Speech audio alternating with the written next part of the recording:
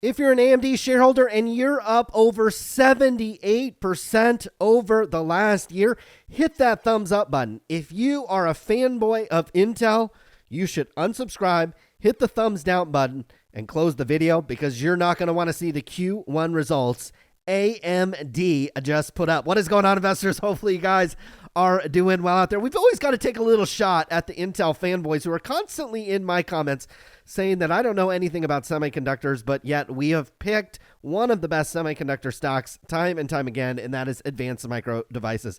Over the last year, like I said, you're up 78%, cooled off a little bit. Year to date, up, I say just 8%. And when we go through these financial documents, you're going to see some evidence and some reasons why. We'll also come over here and look at this from the technical perspective.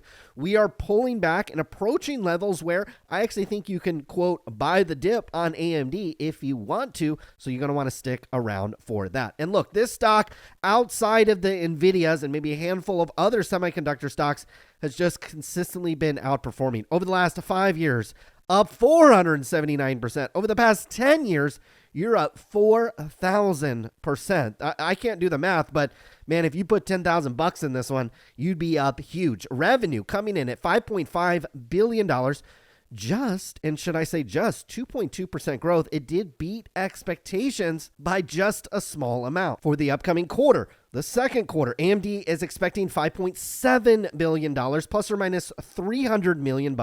So they could get as high as $6 billion. That would take you up close to the high end second quarter estimate for AMD. They're certainly almost going to assuredly blow away the low end estimate at 5.4 and likely come over and above the second quarter estimates for $5.7 billion.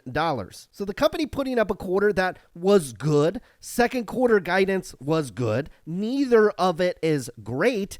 But let's dive into these numbers and see if there's some more to unpack here. We had that $5.5 billion worth of revenue. Again, 2.2% growth year over year. Last year, you put up closer to 5.4. What they did a nice job is your cost of sales over the last year relatively flat. And so your total cost of sales last year was close to 3. This year, close to 3 as well. So your gross profit ticked up a little bit. Last year, your gross margin was 44%. This year and over the past 2 quarters, it's actually been 47%. Now, not NVIDIA-like, where you could flip those two numbers. NVIDIA is closer to 70% and even over 70% gross margins. AMD is not there, and they're never going to get there, particularly because the company has a broader and a more diversified product mix, which again helps NVIDIA to the upside when your product is in huge demand and you got massive gross margins. Well, we don't need to pull up a chart of NVIDIA. It is going to soar, but over the long term, a stock like AMD doing very well with these types of gross margins. Over the last year, they've kept R&D expenses relatively in check from 1.4 up to 1.5. Your marketing and sales up just fractionally year over year, and your operating income turned positive. Over the last year, you lost $145 million last year. This year, you made $36 million. Doesn't compare as favorably to the fourth quarter, where you were able to generate $342 million. Now, I know what some of you guys are going to say, and it's actually the right thing to think about. AMD is worth $260 billion. The company just put up a quarter with just 2% growth at $5.5 billion worth of revenue. Their upcoming quarter, expected $5.7 billion worth of revenue, just 6% growth. Certainly brings in some doubt, some questions. Can this company meet the revenue targets as you start to stretch out into 2025, where Wall Street's expecting a re-acceleration of revenue back up into 30%? You get back into that 30% growth, well, a company printing just $5.7 billion to the revenue side, worth over $258 billion, and in the most recent quarter was negligibly profitable. On paper, this company is about as wildly overvalued as it gets. So you have to buy into the fact that these revenues are going to be able to reaccelerate. The gross margins are not only going to stay where they're at, but maybe expand just a little bit. And that is going to last a while. This revenue growth out into 2025 is going to extend into 2026, 27, 28, even beyond that. If it does, AMD's comfortably positioned. If it doesn't, well, this is a company, again, on paper, looks pretty either fairly valued, but maybe even certainly overvalued as well.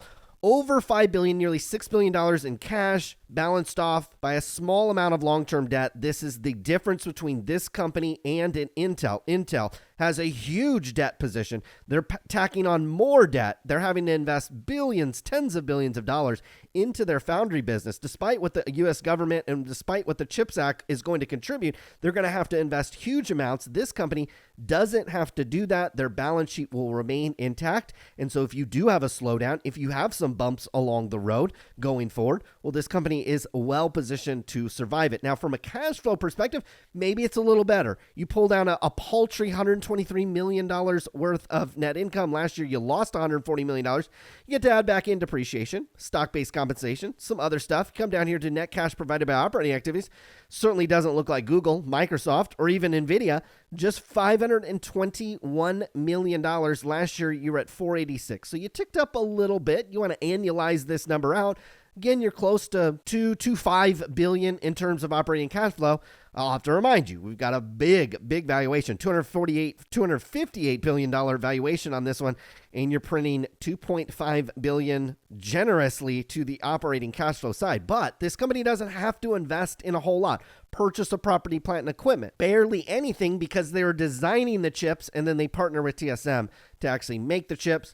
They didn't do a lot on the financing side, so it was basically a sideways quarter in terms of cash. Now, here's the all-important segment results. Your data center, big increase from $1.3 billion up to $2.4 billion. This is your MI300 AI supercomputer chip contributing a lot to this revenue side.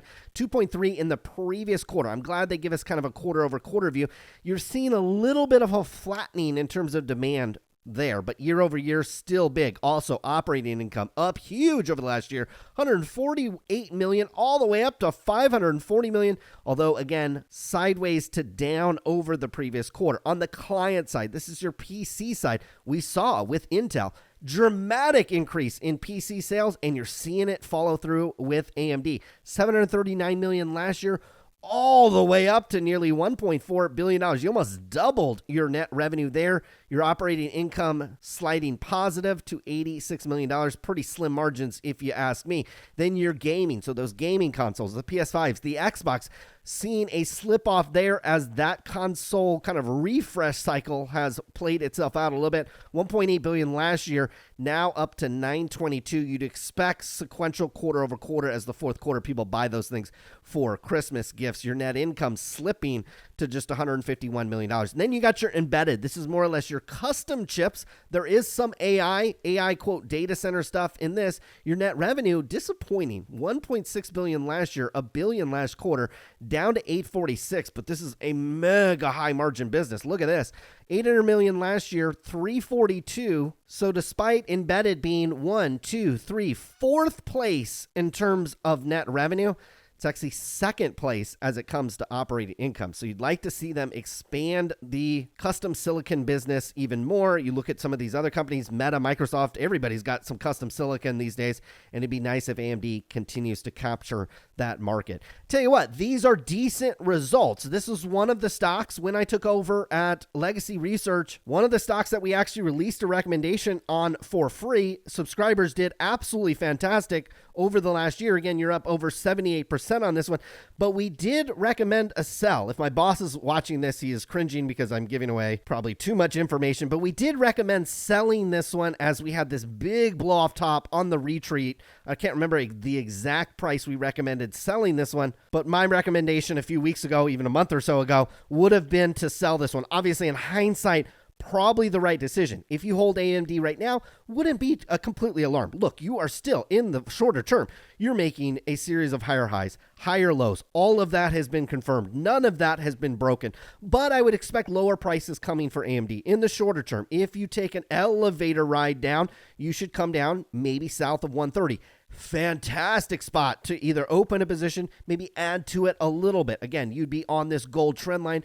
bouncing off of there. Further down, I will be on this channel pounding the table down at 95. I know that seems like a long ways away, but certainly in the semiconductor business and certainly on a company, again, as I illustrated with these financials, the cash flow, the profits, it doesn't quite add up to a $260 billion company. Also, the growth rate, we'll look at Supermicro here in a minute. The growth rate doesn't really add up to a forward PE, 45, 50 times. So you could get these opportunities lower, south of 100. That's when you put the pickup truck in reverse and you go after it. Because again, this company's main competition, I wouldn't consider to be NVIDIA. NVIDIA's lapped everybody. There's nobody in the same ballpark. They're the Michael Jordan of the AI chip industry. But AMD is in direct competition with Intel, and Intel has not one sword, but multiple swords, and it's tripping over itself, constantly falling on them. And I don't think the results that we saw with Intel last week point to anything other than a company that's absolutely in big time trouble. So in the long run, AMD is going to win. You're just going to want to get this one at the right price. Hopefully you guys enjoyed today's video. We'll be back again with more. Good luck with your investments.